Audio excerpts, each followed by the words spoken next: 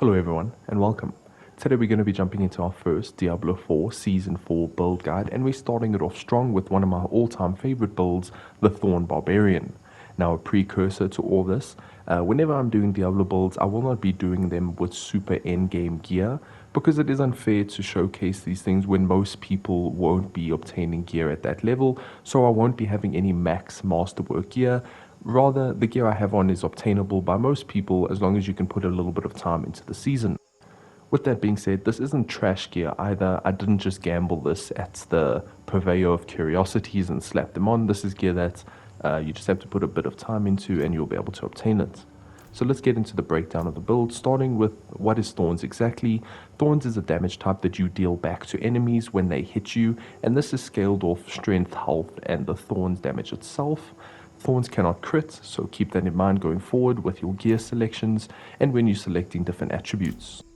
When going over the gear now, I will also recommend where you can change stats or maybe sub in a thing or two depending on your player preference, but let's get straight into it. With our helmet we have strength, max life, cooldown reduction, crowd control duration, and +2 to martial vigor. We are also using the juggernaut aspect here to reach armor cap. Crowd control duration has a weird interaction with challenging shouts, so the more crowd control duration you have, the longer the challenging shouts effect lasts, and cooldown reduction is pretty great for keeping all our shouts off cooldown. The +2 to martial vigor is a great max health increase, and as I said earlier, Thorns will scale off our max health based on various different skills we have, so this is good. Secondly, we have Razor Plate as our unique chest piece. The build can work without it, but I don't recommend not using it. It comes with 4 lines of Thorns, and its unique is that Thorns have a 10% chance to deal up to 150% increased damage, meaning massive spikes of damage occasionally. For our gloves, we have max life, armor, resist to all elements, damage while berserking, and 2 to outburst. We're also using Moonrise as our aspect of choice here, which gives us basic skill damage, basic skill attack speed, and some movement speed when we trigger the special effects. Damage while berserking can be swapped off here depending on what you have on your other pieces of gear. Overall, you want to reach 300% damage while berserking in order to max out our Paragon node, so keep that in mind when putting damage while berserking onto your gear. 300% is where you want to be. Moving on to our pants, we have strength, max life, thorns, crowd control duration, 2 to imposing presence, and then we're using the might aspect for damage reduction after basic skills, which we are doing all the time. Same thought process here as in the helmet, crowd control duration to increase our challenging shout duration, and imposing presence to again buff up our thorns damage. Moving on to our boots, we have strength, max life, 27% movement speed as a mega stat, and then thorns while fortified as well as movement speed. Movement speed can be dropped here completely to put another thorns multiplier, but I just wanted a bit more movement speed, and of course we're using the hectic aspect here to reduce all our cooldowns, well, one at a time, about 2 seconds whenever we have cast 5 basic skills. This is good to just help our shout stay off cooldown. For our first two-hander, we have strength, max life, 48% damage, damage while berserking, berserking duration, and then the death wish aspect for berserking will give us some thorns. Berserking duration can be dropped here. I just like the increase, but you can put another damage stat. For our first one-handed weapon, we're using the rapid aspect for basic attack speed. Then we have strength, max life, damage, damage while berserking, and then we put in one of these elemental surge mods, but you can take that out for another damaging aspect of your choice. Something like just straight damage or damage to close enemies will be a good sub for that here, as this is not a great fit for our build at all. For our second one-handed weapon, we are using the Magnum Opus, which comes with these stats all the time, and the unique that says skills using this weapon deal increased damage per point of fury you have, but you lose 2 fury every second, and fury is not an issue for us at all, so this is just a passive damage increase to frenzy. But this is not required. You can use just a regular legendary here and put in whatever damaging aspect you want. That's just going to fit your playstyle. Moving on to our second two-hander, we are using an axe here, specifically because we actually don't want the two-handed sword implicit, which gives us crit damage. Instead, we're using the axe to give us damage to healthy enemies, which is much more beneficial since thorns can't crit. Additionally, we have max life, damage, vulnerable damage, damage while berserking, and then another berserking duration here. We are also using needle flare on this two-hander, which gives our thorns a chance to deal damage in the area around us. You can put this aspect on a one-hander instead, but I enjoy it on the two-hander. As for our first ring, We have max life, vulnerable damage, shadow resistance, and Call of the Ancients cooldown, as well as damage to close. The Call of the Ancients cooldown, I'm still looking for a better ring to replace this, and I can't reroll it anymore, but change that for something else. And then Bold Chieftains gives us shout cooldown whenever we use it around a lot of enemies. As for Call of the Ancients cooldown, I would have changed it to Wrath of the Berserker cooldown since I'm using Wrath of the Berserker in this build.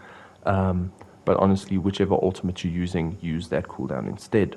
For our second ring, we have Strength, Max Life, Damage, Damage again, and then Ultimate restores Primary Resource. Same thing as the first ring here. I can't re-roll them anymore, so unfortunately I'm stuck with this, but I would change this for Wrath of the Berserker cooldown. And then we are using Inner Calm here to give us damage while standing still, up to 30% after being stood still for 3 seconds, which is just a massive increase to all damage dealt. For our amulet, we have max life, damage, 2 to counter offensive, movement speed, and 2 to outburst. Now you can switch off the movement speed for something else here, and ideally I would have actually wanted cooldown on the amulet here, but then we are using Undying as our aspect, which heals us for 3% of our max life, and double if we are below 50% whenever we cast a skill, and we're going to be swinging away a ton, so this is always going to be healing us. Now for gems in the gear, you can see that my gear is not fully socketed just because you don't get a lot of socketing items and it is quite expensive.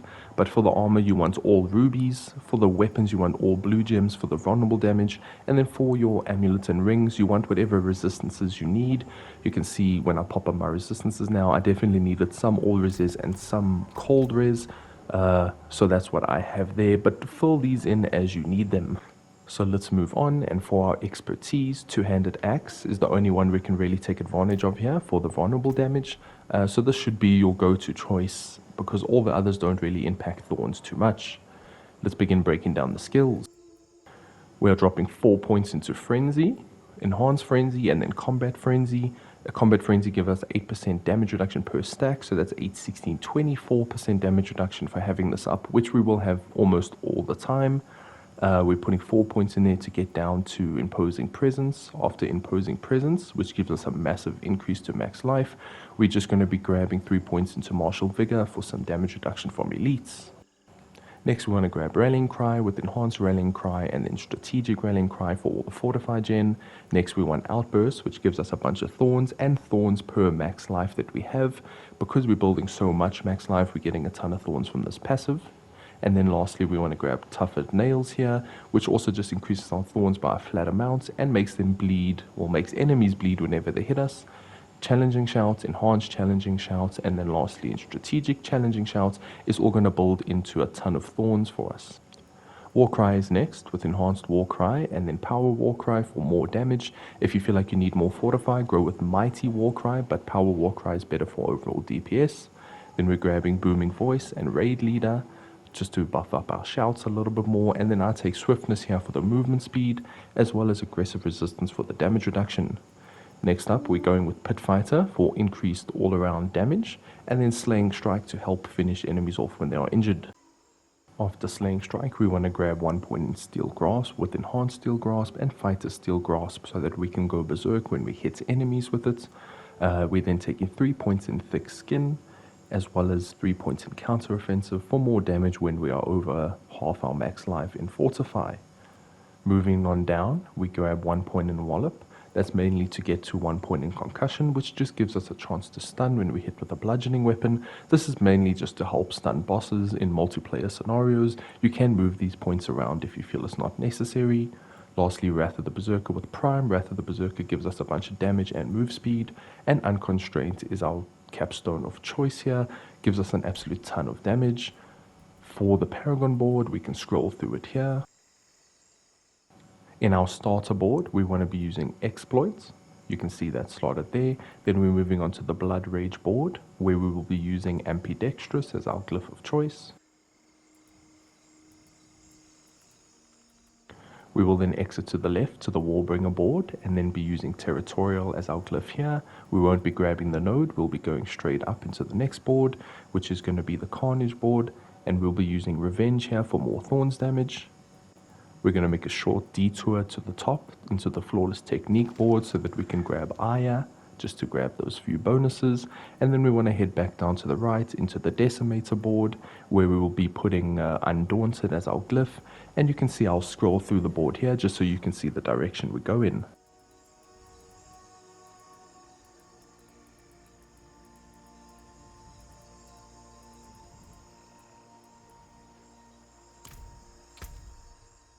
But that's going to be everything for our gear, build, Paragon board, and stats. You can see up on the screen right now. I will be popping into some tier 40 gameplay of the pit, which is not super high, but considering the gear I have, it's a pretty decent requirement. You can just see how easy it is for us when we go through it now, and I will be commentating over a few things while we are in the pits.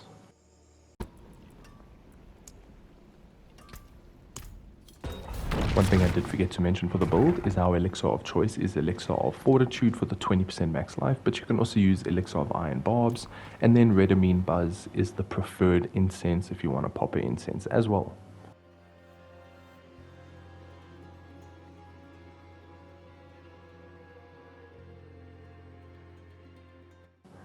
Now when we're loading in here, you'll see the first thing we need to do is get our shouts up as well as our damage reduction, so we can pop our shouts if we need and start casting Frenzy to get our 24% damage reduction up.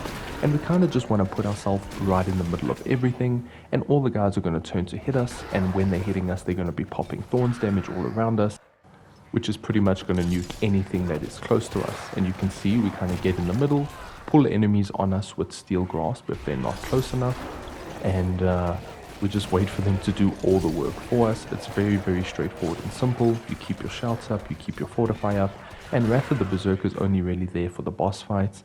One alternative I didn't mention when we we're going through the skills is you can swap Wrath of the Berserker for something like Rupture with the node that gives you increased attack speed when you pop a Rupture. That's going to give you a tiny bit more single target DPS, but I like Wrath of the Berserker because it gives you an extended berserking duration.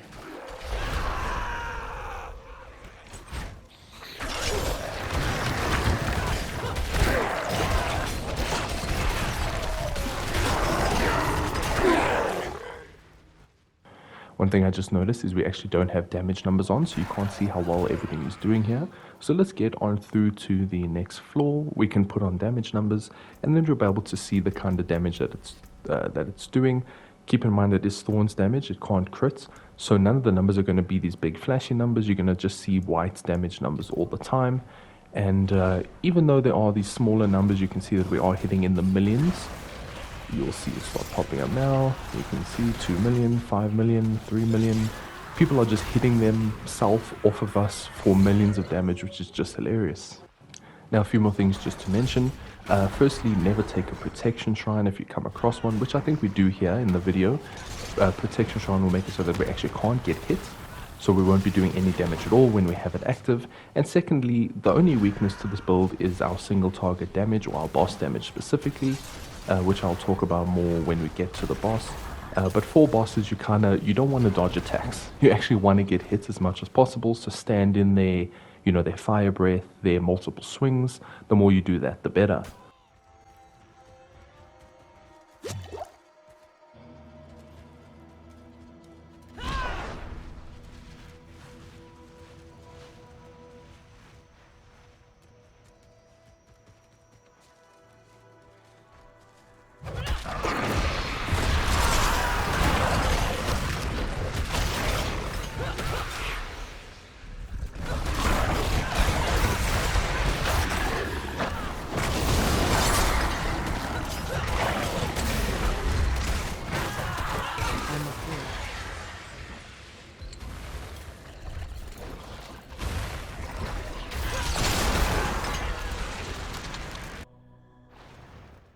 So now that we are approaching the boss, you'll see more what I was talking about. Our single target damage is severely lacking, but we can get good bursts of damage if we are able to get hit by the boss. You'll see that every time he actually does hit us, we get a good chunk out of his health. Especially with the Scourge of the Land, we want to make sure we don't dodge his fire breath attack, which I think I mistakenly do once during this gameplay. But that fire breath attack is multiple ticks of thorn damage that's going to be proccing off of him. But you can see even with the low single target damage, we have no real threat of dying. We're kind of just standing still, wailing away at this guy the whole time.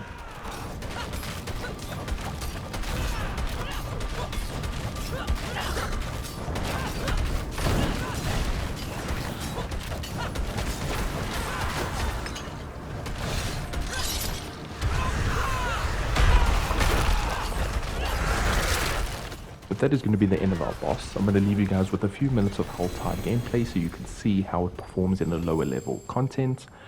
If you did enjoy, please consider liking and subscribing. And until next time, farewell.